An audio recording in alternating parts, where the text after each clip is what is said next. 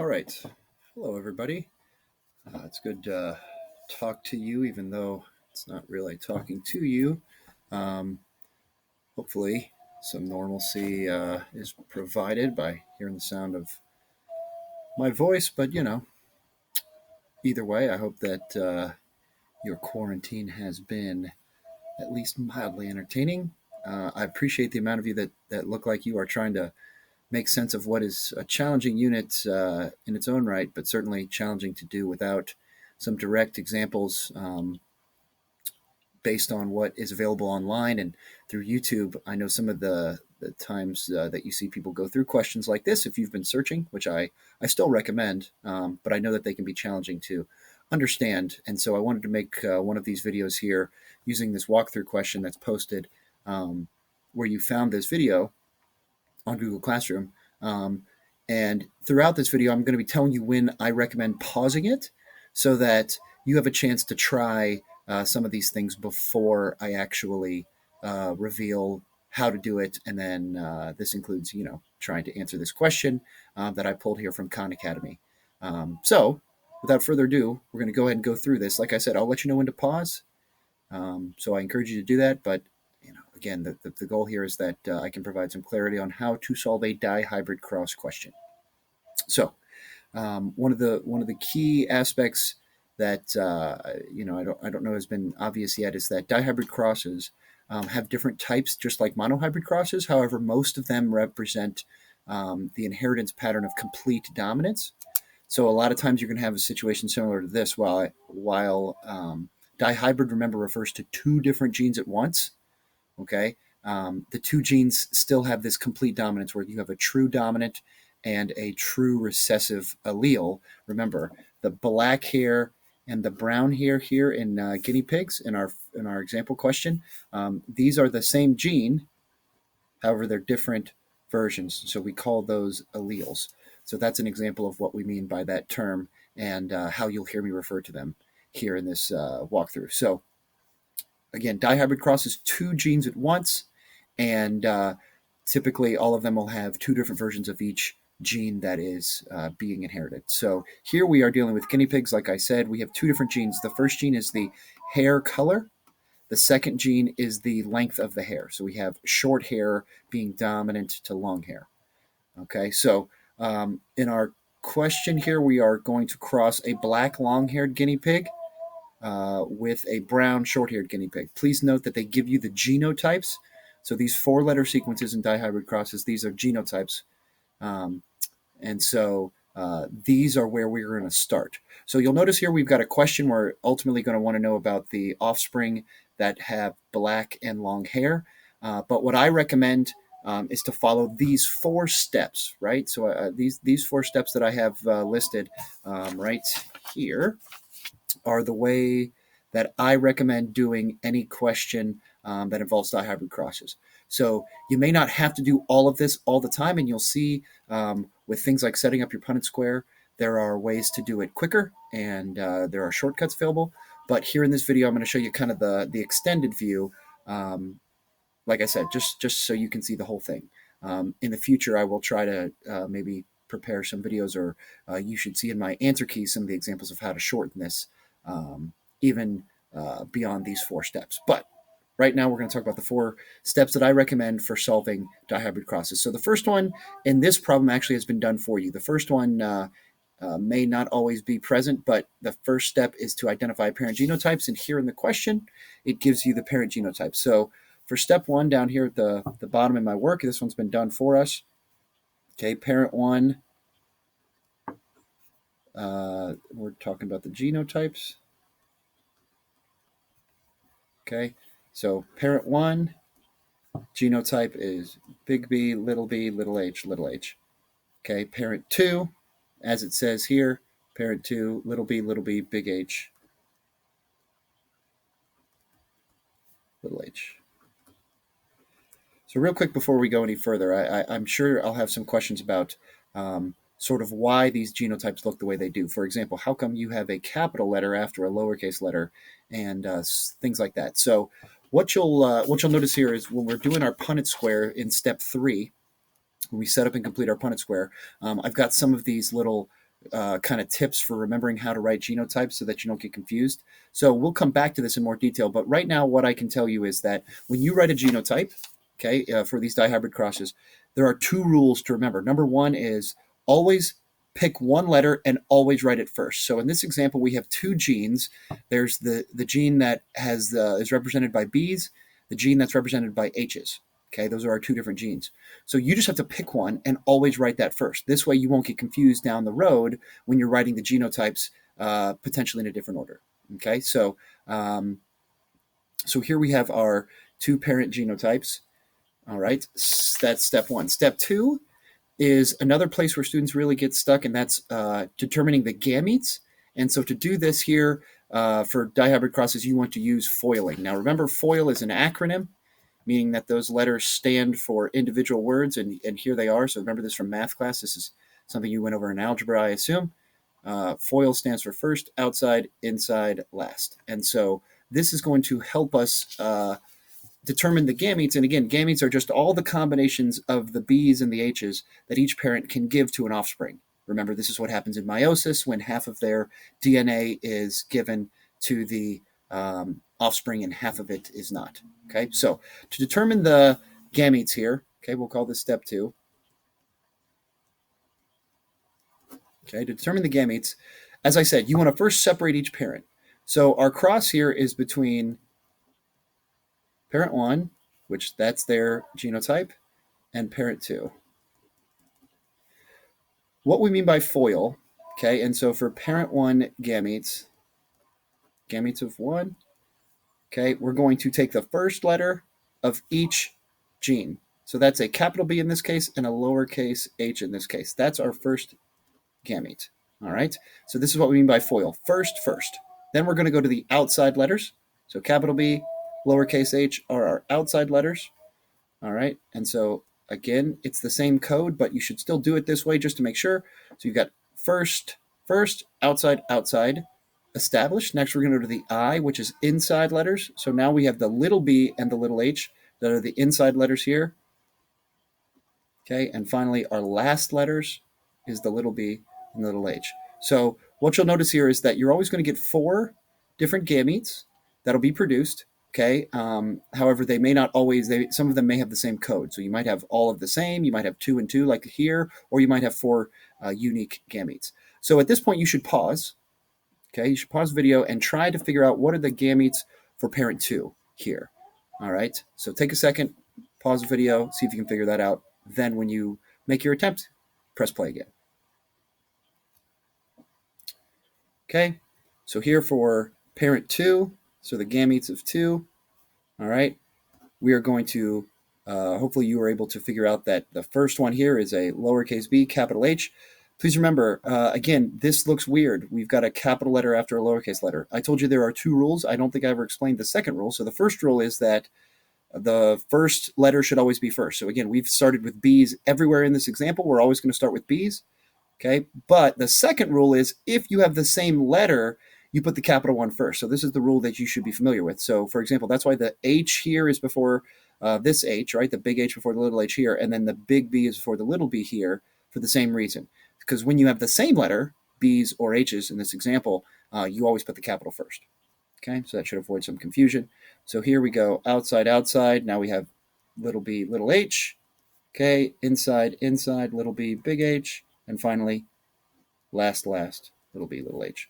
So there's our first 2 steps. Again, a lot of times in dihybrid crosses, you're going to do a lot of work just to set the problem up. So we're still just setting it up. Okay, so keep that in mind.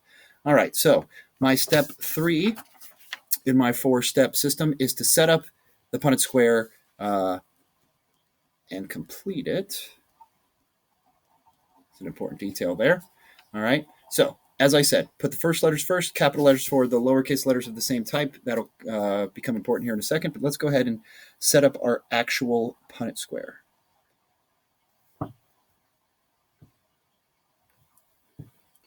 Okay, so with the Punnett square for dihybrid crosses, remember that we are going to be using 16 boxes instead of the 4 boxes you're used to. So what I recommend doing is just draw a larger box, split both dimensions in half, and then split each one of those in half. And you'll remember that even drawing lines are a bit beyond my artistic ability. So hopefully yours looks better than mine, but this will work. Okay. One thing again you'll notice is that these boxes here, you'll see how this causes a bit of a problem for me potentially as I start writing in my potential genotypes of the offspring here, which are found in the boxes. But this is why I encourage you to definitely use more room than I did. It's I'll be able to squeeze things in, but depending on how big your handwriting is, the last thing you want to do is do all of this work in the Punnett square and then confuse yourself by not being able to read your own handwriting. Okay, but we'll do our best. So what we're going to do here is our next step to set up the Punnett square is to take the gametes. So here are the 4 gametes from parent 1, and we're just going to put those either all on the top or all on the side. I always put the first parent on the top, but it does not matter which side you put them on. Okay, again, you can write these 4 in any order as long as you keep the B's and the H's that are present here intact. So what I always do, and it doesn't really matter here because they're already like this, is I always put the like gametes, since we have 2 and 2, I always put them next to each other. So here we're going to put the big B, the little h in front of box 1, right, on top of box 1. We're going to do the same thing with the second gamete from this spot right here. Okay, so this gamete goes here in box 1. This gamete goes here in box 2. Next we have box 3.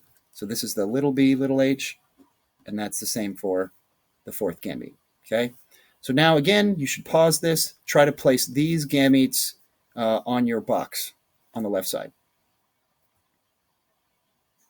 Okay, hopefully you have completed that. Now, one thing to note, and I want to see you try it first, just so you can kind of see what makes sense to you. But one thing, as I said, if you caught it, is that what I will always do is if there are 2 gametes that are the same, so see we have the little b, big H here twice, I will put them next to each other. You'll see why here in a second, but I always put them next to each other because, it doesn't matter what order I write these for, as long as they all appear with the same B's and H's ultimately on those left side. So I'm going to write the little b, big H gametes first, okay, even though that's gamete 1 and 3 technically. I'm just going to put them first, and then I'm going to put the little b, little h in my last 2 boxes.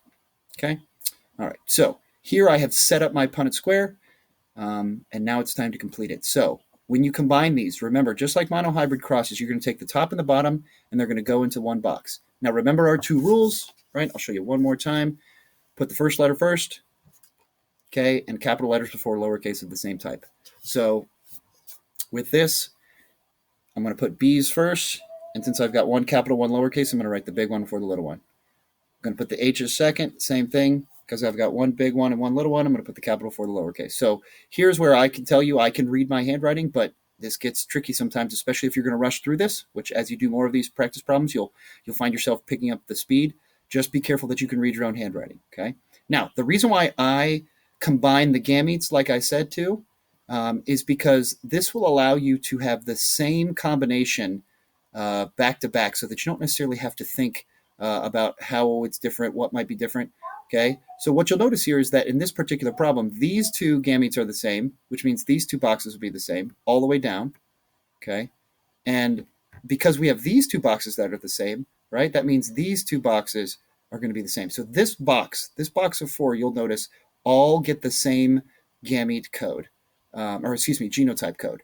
But again, you can show that a couple of different ways. You don't have to necessarily write them all out, but I strongly recommend it here at the beginning to just write them all out. So at this time, what I encourage you to do is pause and try to fill out all of these boxes.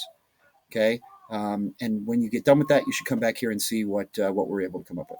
All right. Okay, so because again, I said that there's going to be a pattern here, I'm going to recognize the pattern, and these 4 boxes are going to all be the same. So again, it doesn't matter which order you write them in, but I'm going to write those first. Now, hopefully you were able to catch this, but like I said, because these 2 are the same, and these 2 are still the same, that means these 4 boxes will be the same. Likewise, when you get down to this bottom set of 4, right? We said we have these 2 gametes the same. You'll notice these 2 are the same. So these 4 boxes, right? So this should go pretty quickly. Again, this isn't always going to happen, but here in this example, we've set it up so that we're going to have a little bit easier time making sure we count these correctly. Okay, so you'll notice that all I'm doing is figuring out the first combination in the first box, and then I'm just writing it in those other 3 because, as we said, they're all the same. Finally, I've got all lowercase all recessive copies. Okay, so again, right, like take a look here. This is really hard to read, especially because B's and H's already kind of look the same, and my handwriting isn't the neatest to begin. So I'm encouraging you. I will keep this in mind, but you should make sure that you can read your own handwriting. All right.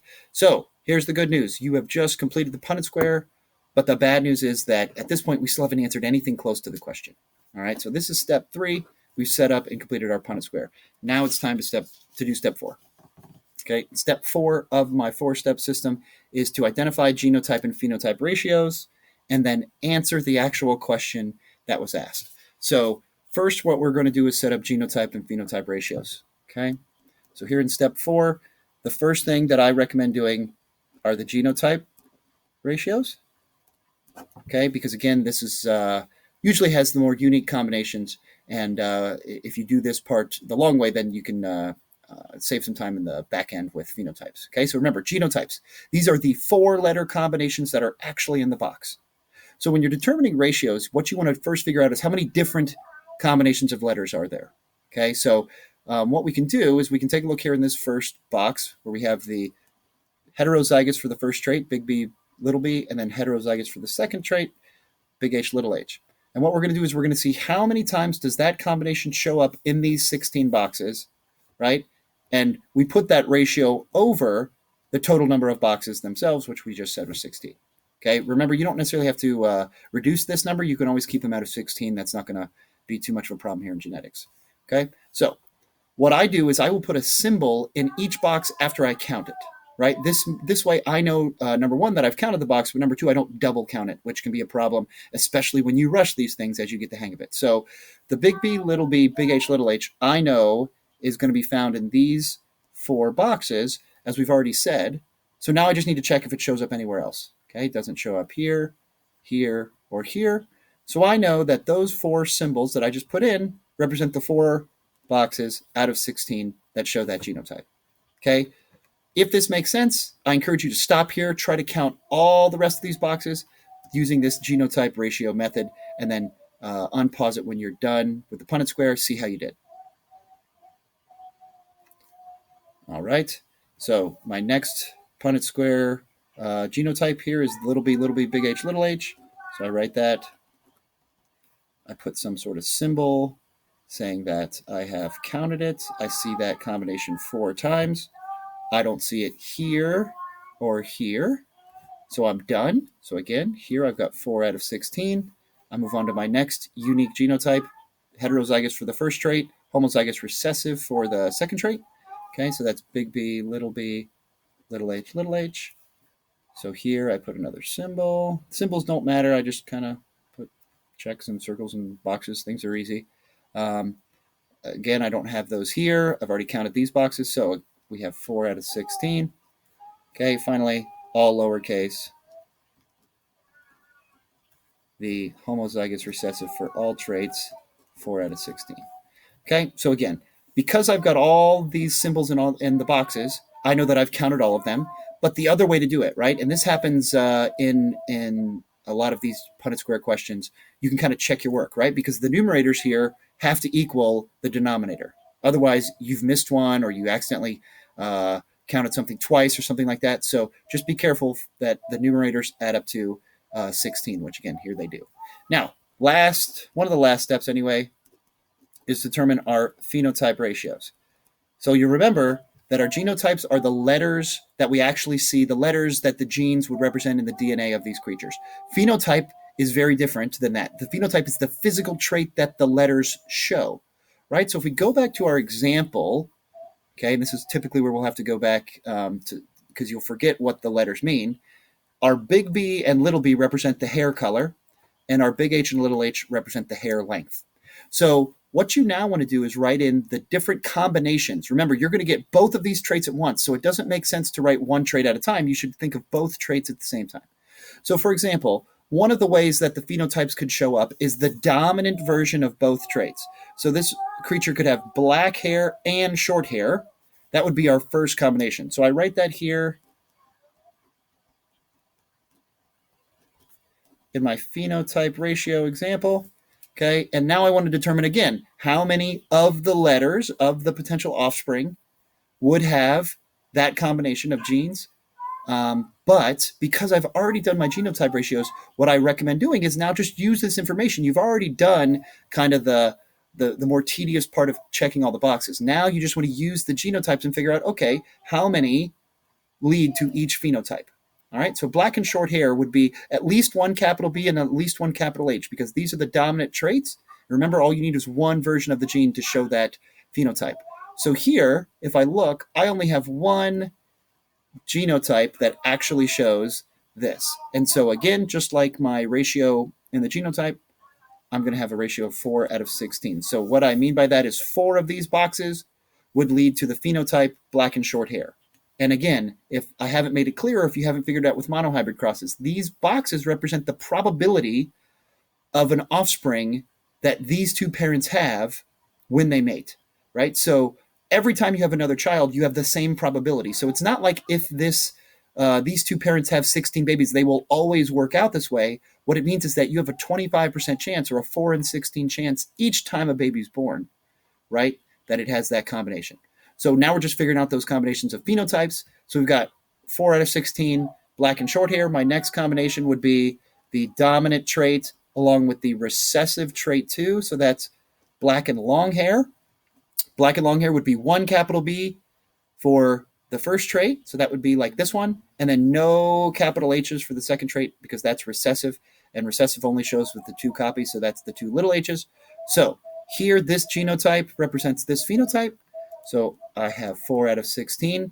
Notice that neither of the other two will satisfy that black and long hair condition. So that's why they weren't counted. Okay. Next, I have brown, which is the recessive first trait, and the dominant second trait, which is short hair. Okay, again, brown means no capital B's, so 2 little b's in the first part of the genotype. Short hair means at least 1 capital H in the second part. So that looks like this genotype here. Folks, one thing you'll notice is that this is a very convenient combination of genotypes and phenotypes. It does not always work out this way. A lot of times you'll have 2 different genotypes that account for the same phenotype, and so you'll just want to combine the numerators into the phenotype. But again, that doesn't happen here. Each genotype leads to a separate phenotype. So our last combination would be brown and long hair. Again, our only one left is this 4 out of 16. And so this is our last example. Now, it's at this point where you got to step back and look and say, wow, I've really done a lot of work and this is just one question. But please remember to not forget something that always happens in terms of what I see from students, right? And that's you forget to answer the question. So let's go back to the actual question at hand.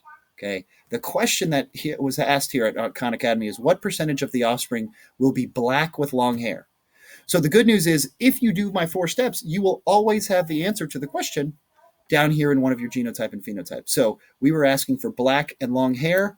That is satisfied by this ratio here at the bottom. And so we know that 4 out of 16 is our probability or our percentage of offspring. And so 4 out of 16 reduces to 1/4, which was 25%. So the answer to our dihybrid cross walkthrough question, what percentage of the offspring will be black with long hair, is 25%. And that is choice C. So hopefully this helps. I apologize that it's a bit long of a video. I definitely repeat myself and explain things more than once. But again, I think some of you see some value in that. If not, I apologize in advance. Hopefully you can speed this up. But again, if you have any other questions, remember Flipgrid. Those Flipgrid daily takeouts are really good ways to talk to me. I will get responses to you as soon as I can on those. I've done the Wednesday ones, but still working on Thursday and Friday. And then you can also do the daily concept checks that I'm providing the following day after material has been posted. All right. If you guys are working on this over spring break, I hope you're enjoying it. But if you are seeing this afterwards, hopefully you had a good one. And I look forward to, hopefully one day seeing you guys again. But if not, continuing to work with you as we navigate these very interesting times. All right. So enjoy yourselves. Have a good weekend. Don't do anything stupid, though.